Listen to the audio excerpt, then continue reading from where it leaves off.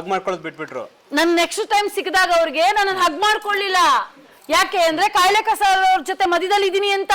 ಸಾಯೋ ಟೈಮಲ್ಲಿ ಆಶ್ರಮಕ್ಕೆ ಹೋಗ್ತಾರಂತೆ. ನಾನು ಬದುಕಿದ್ದಾಗ್ಲೇ ಬಂದ್ಬಿಟ್ಟೆ. ಬದುಕಿದಾಗ್ಲೇ ಬಂದ್ಬಿಟ್ಟಿದ್ದೀನಿ, ಚೆನ್ನಾಗಿದ್ದಾಗ್ಲೇ ಬಂದಿದ್ದೀನಿ. ಯಾರು ಇದನ್ನ ಆರಿಸ್ಕೊಳ್ಳಲ್ಲ ಸರ್. ಯಾರು ಆರಿಸ್ಕೊಳ್ತಾರೆ? ತಗೊಂಡ್ ತೋರಿಸಿ ಸರ್, ಒಂದೇ ಒಂದು ಉದಾಹರಣೆ ತೋರಿಸಿ ಸರ್. ನೀವ್ ಯಾರು ಏನಂದ್ರೆ ಚಿಕ್ಕ ಮಕ್ಳದ್ ಬೇಕಾದ್ರೆ ಈ ಶಿಶುವಾರ ಅದು ಇದೆಲ್ಲ ಇದೆ, ಅದನ್ನ ಬೇಕಾದ್ರೆ ಮಾಡ್ಕೊಂಡ್ ಬರ್ತಾರೆ. ವಯಸ್ಸಾದವ್ರದ ಆಶ್ರಮ ನೋಡಿ. ಶಿಶುವಾರ ಅಂದ್ರಿ ನನ್ಗೆ ಯಾರೋ ಅಂದ್ರು, ಈ ಪದ ಯಾರೋ ಬಳಸಿದ್ರು ನಮ್ಮ ಇಂಡಸ್ಟ್ರಿಲಿ. ಹೆಂಗ್ ಬೈದ್ರು ಗೊತ್ತಾ? ಹೆಣ ಹೊರವಳು ಅಂದ್ರು ನನ್ನ. ಇದನ್ನ ಖುಷಿ ಪಡಿ ಅಲ್ಲ, ನನಗೆ ಅವತ್ತೊಂದಿನ ಅವ್ರ ಮೇಲೆ ಇದ್ದಿದ್ ಗೌರವ ಕಡಿಮೆ ಆಯ್ತು. ಅವ್ರ ಮೇಲೆ ಇದ್ದಿದ್ ಗೌರವ ಕಡಿಮೆ ಆಯ್ತು. ಹೆಣ ಹೊರವಳು ಅಂದ್ರು. ನಿನಗೆ ಯಾಕೆ ಬೇಕಿತ್ತು? ಅವ್ರ ಹತ್ರ ಬಡ್ಕತಿಯಲ್ಲೇ ಹೋಗಿ ಹೋಗಿ ಅಷ್ಟೊಂದು ಕೂಗ್ತೀಯ, ಕಿರಿಸ್ತೀಯ, ಅವ್ರ ಏಳು ಉಚ್ಚ ಬಸ್ತೀಯ, ವಾಂತಿ ಎಲ್ಲ ಮುಟ್ತೀಯ. ಅವ್ರಿಗೇನ್ ಕಾಯಿಲೆ ಇದೆಯೋ ಏನೋ, ಅವ್ರಿಗೆ ಏನೇನ್ ಕಾಯಿಲೆ ಇದೆಯೋ ಏನೋ ಯಾರಿಗ್ ಗೊತ್ತು. ಅವ್ರನ್ನ ಮುಟ್ತೀಯ. ನನ್ನನ್ನು ಮುಟ್ಕೊಳ್ಳೋದು ಕಡಿಮೆ ಆಗೋಯ್ತು. ಗೊತ್ತಾಯ್ತಾ ನಿಮ್ಗೆ? ಹಗ್ ಮಾಡ್ಕೋತಾ ಇದ್ರಲ್ಲ, ಇದನ್ನ ದಯವಿಟ್ಟು ಹಾಕಬೇಕಿದು. ಖಂಡಿತ ಖಂಡಿತ ಖಂಡಿತ. ಎಲ್ರಿಗೂ ನಾಳೆ ಕಾಯಿಲೆ ಬರುತ್ತೆ. ಇವತ್ತು ಇವ್ರಿಗೆ, ನಾಳೆ ನಿಮಗೆ. ಮನುಷ್ಯನಿಗೆ ಕಾಯಿಲೆ ಬರೋದು, ಮರಗ್ ಬರಲ್ಲ ಕಾಯಿಲೆ, ಮನುಷ್ಯನಿಗೆ ಬರುತ್ತೆ. ಮನುಷ್ಯ ನಾವ್ ಹೇಳ್ಕೊತೀವಿ. ಇಂಡಸ್ಟ್ರಿಯಲ್ಲಿ ಹಗ್ ಮಾಡ್ಕೊಳ್ತಿದ್ದವ್ರು ಕೆಲವರು ನನ್ನನ್ನ ಮುಟ್ಕೊಳ್ಳೋದ್ ಬಿಟ್ಬಿಟ್ರು. ಹಗ್ ಮಾಡ್ಕೊಳ್ಳೋದು ಬಿಟ್ಬಿಟ್ರು. ನನ್ ನೆಕ್ಸ್ಟ್ ಟೈಮ್ ಸಿಕ್ಕಿದಾಗ ಅವ್ರಿಗೆ ನನ್ನ ಹಗ್ ಮಾಡ್ಕೊಳ್ಳಿಲ್ಲ. ಯಾಕೆ ಅಂದ್ರೆ ಕಾಯಿಲೆ ಕಸ ಅವ್ರ ಜೊತೆ ಮಧ್ಯದಲ್ಲಿ ಇದೀನಿ ಅಂತ. ಇದು ಪವಿತ್ರ ಜಾಗ ಸ್ವಾಮಿ. ಇಲ್ಲಿ ಸುಳ್ಳು ಇಲ್ಲ, ಸತ್ಯ ಅನ್ನೋದಿದೆ, ತಾಯಿ ಅನ್ನೋ ಪದ ಇದೆ, ಹಪ್ಪ ಅನ್ನೋ ಮಹತ್ವ ಜಾಗ ಇದೆ ಇಲ್ಲಿ. ಸರ್ ಹಗ್ ಮಾಡ್ಕೊಳ್ಳಿಲ್ಲ ಅವರು. ನೆಕ್ಸ್ಟ್ ಟೈಮ್ ನನಗೆ ಸಿಕ್ಕಿದಾಗ ಒಂದ್ ಕಡೆ ಬಂದು ಹತ್ತೆ ನಾನು. ಪ್ರತಿ ಸಲ ಹಗ್ ಮಾಡ್ಕೊಂತ ಇದ್ರು. ಯಾವಾಗ್ಲೂ ಹಾಯ್ ಬಾಯ್ ಇತ್ತಿತ್ತು. ಬಾಯ್ತಿತ್ತು ಸರ್. ಕಾಯಿಲೆ ಯಾರಿಗೂ ಬರಲ್ವಾ? ಖಂಡಿತ ಬರುತ್ತೆ. ಯಾಕೆ ಅವ್ರಿಗೂ ಬರಲ್ವಾ? ಐಸು ಅಲ್ಲಿ ಒಂದ್ ದಿವಸ ಮಲಗ್ ತಕ್ಷಣ ಎಲ್ಲಾ ದೇವರು ಕಾಣಿಸ್ತಾ ಇರುತ್ತೆ. ನನ್ ಚೆಕ್ಕು, ನನ್ ಒಡವೆ, ನನ್ ರೇಷ್ಮೆ ಸೀರೆ, ನನ್ನ ಲಾಂಗ್ ಚೈನು, ಇವೆಲ್ಲ ಕಾಣಿಸಲ್ಲ. ಬದುಕಿದ್ರೆ ಸಾಕು. ಮತ್ತೆ ಅದ್ರಲ್ಲಿ ಜಾತಿ ಇಲ್ಲ. ನನಗೆ ಹುಷಾರಿಲ್ಲ ಅಂದ ತಕ್ಷಣ ಯಾವ್ದೋ ಒಂದು ಹಾಸ್ಪಿಟ್ಲಿಗೆ ಹೋಗ್ತೀನಿ. ಅವ್ರು ಯಾವ ಜಾತಿ ಡಾಕ್ಟರ್ ಗೊತ್ತಿಲ್ಲ, ಅಲ್ಲಿ ನರ್ಸ್ ಯಾವ ಜಾತಿ ಗೊತ್ತಿಲ್ಲ, ಅಲ್ಲಿ ಆಯಮ್ಮ ಯಾವ ಜಾತಿ ಗೊತ್ತಿಲ್ಲ. ಪವಿತ್ರವಾಗಿರೋದು ಆಯಮ್ಮ ಕೆಲಸ ಮಾಡ್ತಿರೋರು. ನಮ್ಮ ಕರ್ಮನ ತೀರಿಸ್ತಾ ಇದ್ದಾಳೆ ಅಮ್ಮ. ನಮ್ಮ ಹೇಳುಚನ್ ಬಾಸ್ತಾಳಲ್ಲ, ಅವಳು ಪವಿತ್ರವಾಗಿರೋಳು ಸರ್. ಸರ್ ನಾನು ಹಗ್ ಮಾಡ್ಕೊಳ್ಳಿಲ್ಲ, ನನಗೆ ಎಷ್ಟು ನೋವಾಗಿರ್ಬೇಕು. ಕಣ್ಣ ನೀರು ಬರ್ಲಿಲ್ವಾ? ಏನ್ ಅಮ್ಮನ ಮಡಿಲು ಅನ್ನೋ ಹೆಸರಲ್ಲಿ ಹಿರಿಯ ನಾಗರಿಕರಿಗೆ ಸಹಾಯ ಆಗುವಂತ ಸಂಸ್ಥೆಯನ್ನ ನಮ್ಮ ಆರ್ಟಿಸ್ಟ್ ಅಸೋಸಿಯೇಷನ್ ಇದ್ದಂತ ಶಶಿಕಲಾ ಮತ್ತು ಇತರರು ಶುರು ಮಾಡಿದ್ದಾರೆ ಅಂತ ಗೊತ್ತಾಯ್ತು. ಈ ಸಂಸ್ಥೆಗೆ, ಈ ಪ್ರಯತ್ನಕ್ಕೆ ಶುಭವಾಗಲಿ. ಈ ತರ ಮನುಷ್ಯನ ಹಿಂಗ್ ನೋಡ್ಬಿಟ್ರಲ್ಲ ಅಂತ ನಾನು ಏನ್ ಅನ್ಕೊಂಡೆ ಗೊತ್ತಾ? ನಿನಗಿಂತ 2000 ಪಟ್ಟು ಮೇಲೂ ನಾನು ಕರೆಕ್ಟ್ ಆಗಿದ್ದೀನಿ. ನಾನು ನಿನಗಿಂತ ಕಂಪೇರ್ ಮಾಡಿದ್ರೆ ನಾನು ಪರವಾಗಿಲ್ಲ. ತಟ್ಕೊಂಡು ಹೇಳ್ತೀನಿ. ಇವತ್ತು ನೀನ್ ನೋಡ್ತಾ ಇರ್ತೀಯ ವಿಡಿಯೋನ, ನೋಡ್ಬೇಕು. ನಿನಗೆ ಹುಟ್ಟತ್ತೆ, ನಿನಗೆ ಉಳ್ಕತ್ತೆ. ನಾಳೆ ನಿನಗೂ ಕಾಯಿಲೆ ಬರುತ್ತೆ. ನಿನಗೆ ಬರ್ದೇ ಇರಲ್ಲ, ಬರುತ್ತೆ. ಕೊಟ್ಟಿರ್ತಾನೆ ಭಗವಂತ. ನಾವು ಮನುಷ್ಯರು ಕಾಯಿಲೆ ಕಸಾಲ ಎಲ್ಲ ಬಂದ್ರೇನೆ ಜೀವ್ಸಕ್ ಸಾಧ್ಯ. ನನಗೆ ಕಾಯಿಲೆನೇ ಇಲ್ಲ ಅನ್ಕೊಳ್ಳೋದು ತಪ್ಪು. ಈಗಲೂ ಇಂಡಸ್ಟ್ರಿಯಲ್ಲಿ ಇದ್ದಾರೆ. ನಮ್ಮ ಪ್ರಾಣ ಇದ್ದಾಳೆ. ಇದೇ ಫಸ್ಟ್ ಟೈಮ್ ನಿಮ್ಮ ಮಾಧ್ಯಮದ ಮೂಲಕ ಹೇಳ್ತಾ ಇರೋದು. ಎಲ್ಲಾನು ಅಲ್ಲ, ಹೆಸರು ಹೇಳಲ್ಲ ನಾನು. ಎಲ್ಲದನ್ನು ಇವತ್ತು ನಿಮ್ಗೆ ಅದೇನೋ ಗೊತ್ತಿಲ್ಲ, ನೀವು ಧೈರ್ಯ ಕೊಟ್ರೋ ಇಲ್ಲ, ನೀವು ನೋಡಿ ಹೇಳ್ತಾ ಇದೀನೋ ಇಲ್ಲ, ಇವರೆಲ್ಲ ನಿಮ್ಮೆ ನೋಡ್ದಿರ್ಬೇಕು ನನಗೆ ಬರ್ತಾ.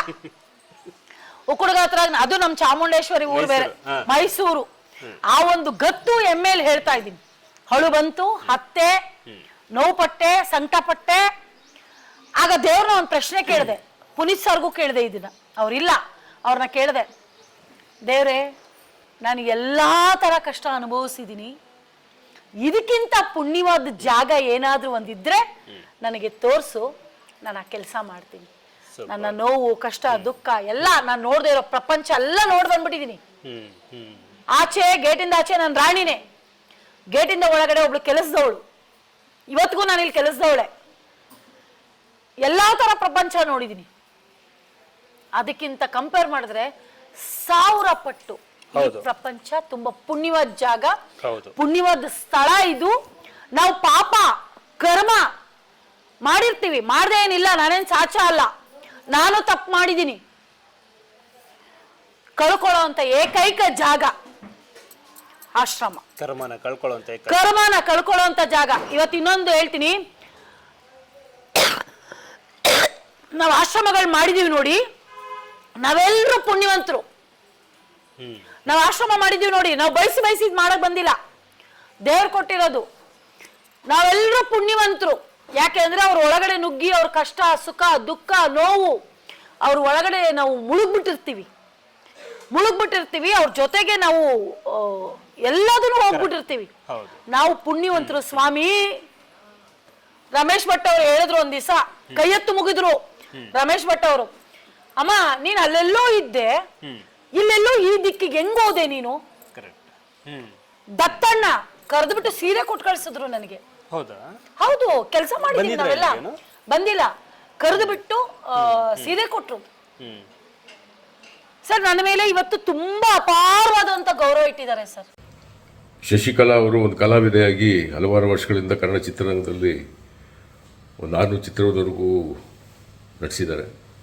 ಒಂದು ಕಲಾವಿದೆಯಾಗಿ ಮಾತ್ರ ಅಲ್ಲ, ಕನ್ನಡ ಚಿತ್ರರಂಗದಲ್ಲಿ ನಮ್ಮ ಕಲಾವಿದರ ಸಂಘ, ನಮ್ಮ ಕಲಾವಿದ ಸಂಘದ ಕೊನೆಯ ಹಂತದಲ್ಲಿ ಸುಮಾರು ಪಾಪ ಯಾವ ಸಂದರ್ಭದಲ್ಲಿ ಕರೆದ್ರು, ದೊಡ್ಡಣ್ಣವರು ಆ ಸಂದರ್ಭದಲ್ಲಿ ಅವ್ರನ್ನ ಕರೆಸಿ ಸುಮಾರು ಏನು ಕೆಲಸ ಹೇಳಿದ್ರು ಮಾಡುವಂಥ ಒಂದು ಒಳ್ಳೆ ಮನಸ್ಸಿದ್ದವರು.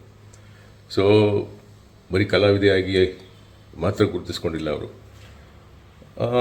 ಎಲ್ಲ ಒಂದು ಆರ್ಫನೇಜ್ ಆಗ್ಬೋದು, ಒಂದು ಈ ಥರ ಯಾರಿಗಾದ್ರು ಕಷ್ಟ ಅಂದರೆ ಅವ್ರಿಗೆ ಸಹಾಯ ಮಾಡುವಂಥ ಒಂದು ಒಳ್ಳೆ ಮನಸ್ಸಿರುವಂಥ ಒಂದು ಹೆಣ್ಣು. ಸೊ ಈ ಸಂದರ್ಭದಲ್ಲಿ ಈವನ್ ಅಂಬರೀಷ್ ಅವರು ತುಂಬ ಶಶಿಕಲಾ ಅವ್ರನ್ನ ಏನಾದರೂ ಕಾರ್ಯಕ್ರಮದಲ್ಲಿ ಶಶಿಕಲಾ ಅವ್ರನ್ನ ಕರೆಸು ಅಂತ ದೊಡ್ಡಣ್ಣಂಗೆ ಹೇಳಿ ಅವ್ರನ್ನ ಆ ಒಂದು ಕೆಲಸಗಳನ್ನು ಮಾಡಿಸ್ತಾ ಇರೋರು. ಪೂಜೆ ಮತ್ತು ಅಲ್ಲಿ ಏನಾದರೂ ಕೆಲಸಗಳು ಸಂದರ್ಭ ಏನೇ ಕೆಲಸಗಳು ಹೇಳಿದ್ರು ಮಾಡೋರು ಸಂತೋಷದಿಂದ. ಸೊ ಅವರು ಅಂಬರೀಷ್ ಅವರು ನಿಧನರಾದ ನಂತರ ಅಲ್ಲಿ ಪ್ರತಿಷ್ಠಾನಕ್ಕೆ ಎವ್ರಿ ಮಂತ್ ಪೂಜೆ ಮಾಡೋದಾಗಲಿ, ಅಲ್ಲಿ ತೊಡಗಿಸ್ಕೊಂಡು ಏನೇ ಕೆಲಸ ಹೇಳೋದು ತೊಡಗಿಸ್ಕೊಳ್ಳುವಂಥ ಒಂದು ಕೆಲಸ, ಎಲ್ಲ ಕೆಲಸ ಬಿಟ್ಟು ಪಾಪ ಬಂದು ಅಲ್ಲಿ ಕೆಲಸ ಮಾಡೋರು. ಸೊ ನಿಮ್ಗೆ ಒಳ್ಳೆಯದಾಗಲಿ. ಈ ಸಂದರ್ಭದಲ್ಲಿ ಇನ್ನೂ ಹೆಚ್ಚಿಗೆ ಸೇವೆ ಮಾಡುವಂಥ ಅವಕಾಶ ಭಗವಂತ ನಿಮ್ಗೆ ಕಲಿಸ್ಕೊಟ್ಟು ಆರೋಗ್ಯ ನೆಮ್ಮದಿ ಕೊಡಲಿ. ಇನ್ನೂ ಹೆಚ್ಚಿನ ಕಲಾ ಸೇವೆ ಮಾಡ್ತಾಯಿರಿ. ಒಳ್ಳೆಯದಾಗಲಿ. ನಮಸ್ಕಾರ. ಅದ್ರಲ್ಲಿ ಕೆಲವರು ಹೆಣ ಹೊರವಳು ಅಂದ್ರಲ್ಲ, ನೋವಾಯ್ತು. ಒಂದು ಇರೋದು ಹೇಳ್ತೀನಿ ಸತ್ಯ, ಯಾಕಂದ್ರೆ ಜಾತಿ ಅದು ಮನೆ ಒಳಗಡೆ ಮಾತ್ರ ಮೀಸ್ಕೋಬೇಕಿದು. ನನ್ನ ಒಂದು ಜಾತಿ ಅಂತ ಬಂದಾಗ ಅವ್ರವ್ರದ್ದು, ಯಾಕಂದ್ರೆ ನನಗೆ ಗೊತ್ತಿಲ್ಲ. ಈಗ ನಾನು ಹುಟ್ಟಿದಾಗ ಯಾವ ಜಾತಿ ಅಂತ ತೋರಿಸೋರು ಅಪ್ಪ ಅಮ್ಮ, ನನಗೆ ಗೊತ್ತಿಲ್ವಲ್ಲ. ಅವ್ರಿಗೆ ಅವ್ರ ಅಪ್ಪ ಅಮ್ಮ ತೋರಿಸಿದ್ರು, ಓ ನೀನ್ ಈ ಮನೆಯವಳು, ನೀನ್ ಈ ಸಂಪ್ರದಾಯಕ್ಕೆ ಸೇರಿದವಳು, ನೀನ್ ಇವ್ರು ನಿಮ್ಮ ಅಪ್ಪ ಇವ್ರು ನಿಮ್ಮ ಅಮ್ಮ ಅಂತ ತೋರಿಸಿದವರು ಅಪ್ಪ ಅಮ್ಮ. ಹೌದು, ನೀನು ಈ ಜಾತಿಗೆ ಸಂಬಂಧಪಟ್ಟವಳು, ಈ ಜಾತಿಗೆ ನೀನ್ ಸೇರಿದವಳು, ಈ ಕುಲಕ್ಕೆ ಸೇರಿದವಳು, ಈ ಗೋತ್ರಕ್ಕೆ ಸೇರಿದವಳು ಅಂತ ತೋರಿಸಿದ್ದು ನಮ್ಮ ಅಪ್ಪ ಅಮ್ಮ. ಈಗ ನಾನ್ ನನ್ನ ಮಕ್ಳಿಗೆ ತೋರಿಸಿದೆ, ನಮ್ಮ ಅಪ್ಪ ಅಮ್ಮ ನನಗೆ, ಅವ್ರ ಮಕ್ಳಿಗೆ ಅವರು.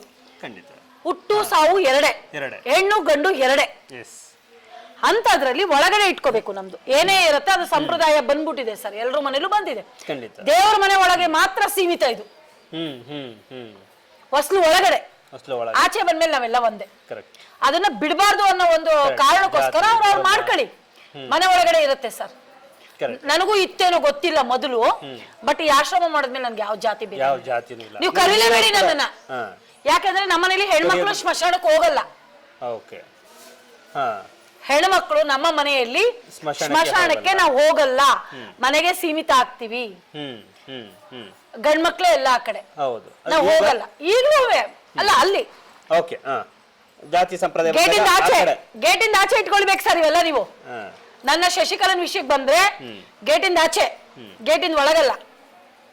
ಗೇಟಿಂದ ಒಳಗಡೆ ನಾನೊಬ್ಳು ತಾಯಿ, 60 ಮಕ್ಕಳ ತಾಯಿ ನಾನು. ತಾಯಿ, ಅಕ್ಕ, ಅಮ್ಮ, ತಾಯಿ, ತಂದೆ ಎಲ್ಲ.